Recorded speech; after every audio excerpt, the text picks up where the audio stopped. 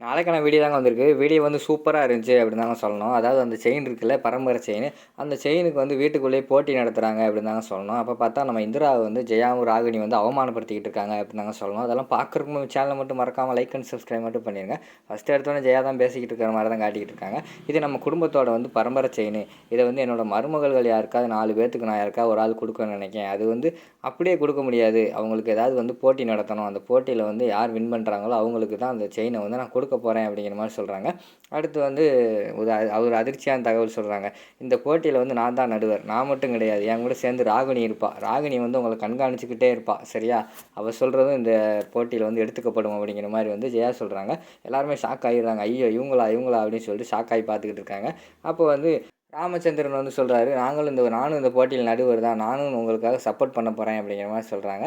உடனே ஜெயா வந்து சொல்றாங்க, பார்த்தீங்களா உங்க ஆசை மாமாவே உங்களுக்கு சப்போர்ட் பண்ணுவாராம். அதுக்காக அவர் சப்போர்ட் பண்றாருன்னு சொல்லிட்டு, நீங்க எதுவுமே இந்த போட்டியில வந்து ஒழுங்கா கலந்துக்கணும். நீங்க பாட்டுல மெத்தனமா இருந்துட்டீங்கன்னா அவ்வளோதான் அப்படிங்கிற மாரி சொல்றாங்க. சரி அத்த அசத்திடுறோம் அப்படின்னு சொல்லிட்டு அவங்க வந்து அந்த இடத்துல இருந்து கிளம்பிடுறாங்க எல்லாருமேவும்.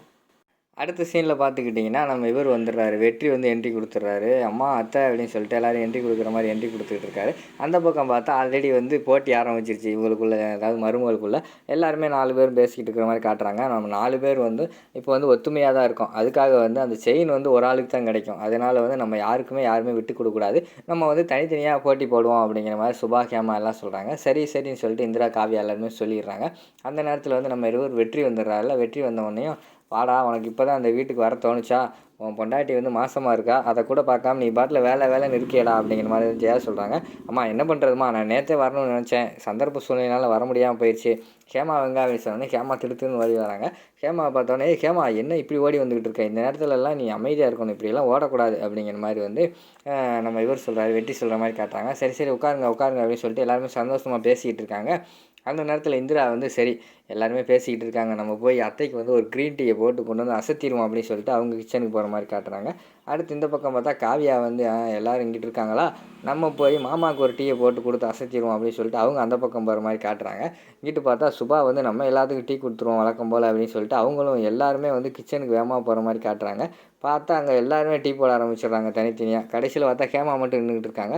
ஆகா எல்லோரும் போயிட்டாங்க போலே, எல்லோரும் டீ போட தான் போயிருப்பாங்கன்னு நினைக்கிறேன், நம்மளும் போய் அசத்திடுவோம் அப்படின்னு சொல்லிட்டு அவங்களும் கிச்சனுக்கு போகிறாங்க. போய் பார்த்தா எல்லோரும் ஒருத்தர் மூஞ்சி ஒருத்தர் பார்த்துக்கிட்டு இருக்காங்க. நீயும் டீ போட தான் வந்தியான்ட்டு எல்லாருமே மூஞ்சி பார்த்துக்கிட்டு இருக்காங்க. கடைசியில் வந்து ஆளுக்கு ஒவ்வொரு டீயை போட ஆரம்பிச்சிடுறாங்க. இந்திரா தானே ஃபஸ்ட்டு போனாங்க. ஃபஸ்ட்டு க்ரீன் டீயை போட்டு வந்து ஜெயா கிட்ட கொடுக்காங்க. அத்தை இந்தாங்க அத்தை க்ரீன் டீ அப்படிங்கிற மாதிரி சொல்கிறாங்க.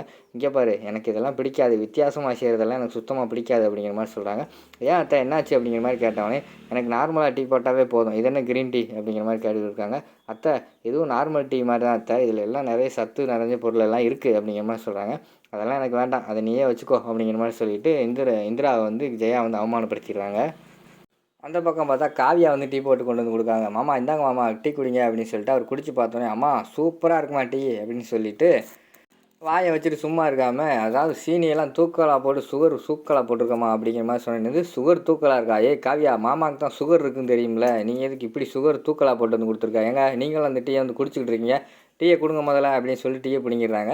உடனே இவர் வந்து ஃபீல் பண்ணுறாரு, நம்ம ராமச்சந்திரன் பேசாமல் வந்திருக்கலாம், கை கட்டினது வாய் கட்டலை அப்படின்னு சொல்லிட்டு அவர் அந்த இடத்துல ஃபீல் பண்ணிக்கிட்டு இருக்கிற மாதிரி காட்டுறாங்க. அடுத்து வந்து நம்ம கடைசியாக இவங்க போட்டு கொண்டு வராங்க, சுபா வந்து போட்டு கொண்டு வராங்க. இந்தாங்க அத்தை டீ, இந்தாங்க மாமா டீன்னு கொடுக்காங்க.